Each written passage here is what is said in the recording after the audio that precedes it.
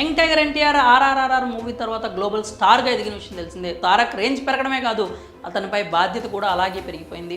అభిమానులు పెరగడం మాత్రమే కాకుండా తారక్పై అంచనాలు కూడా అలాగే పెరిగిపోయాయి. వాటిని బ్యాలెన్స్ చేస్తూ ఈ స్టార్ హీరో తన మూవీస్ లైనప్ని ప్లాన్ చేసుకున్నాడు. కానీ అనుకున్నది అనుకున్నట్లుగా జరిగితే వింతేముంటుంది చెప్పండి. ఇప్పుడు అలాంటి అనుకోని సంఘటనలే జూనియర్ ఎన్టీఆర్కి ఎదురయ్యాయి.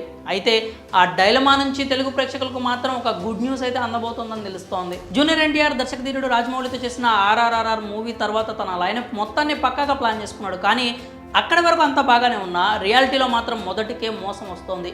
డేట్స్, షూట్స్, సెట్స్ అంటూ చాలానే ప్రణాళికలు వేసుకున్నారు. ఎన్టీఆర్ మూవీస్ లైనప్ చూస్తే ముందు కొరటాల శివతో దేవర పార్ట్ 1 షూట్ చేయాలి. ఆ తర్వాత ప్రశాంత్ నీల్తో ఎన్టీఆర్ 31 పూర్తి చేసుకోవాలి. ఆ తర్వాత హృతిక్ రోషన్తో కలిసి వార్ 2 మూవీని కంప్లీట్ చేయాలి.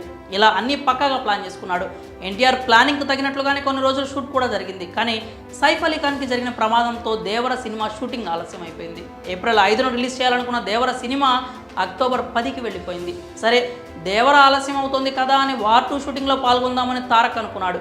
కానీ హృతిక్ రోషన్కి గాయం అవ్వడంతో వార్ 2 షూటింగ్ కూడా ఆలస్యం అవుతోంది. ప్రశాంత్ నీల్తో ఎన్టీఆర్ 31 చేద్దామనుకుంటే నీల్ మాత్రం ప్రస్తుతం సలార్ పార్ట్ 2 హడావుల్లో ఉన్నాడు.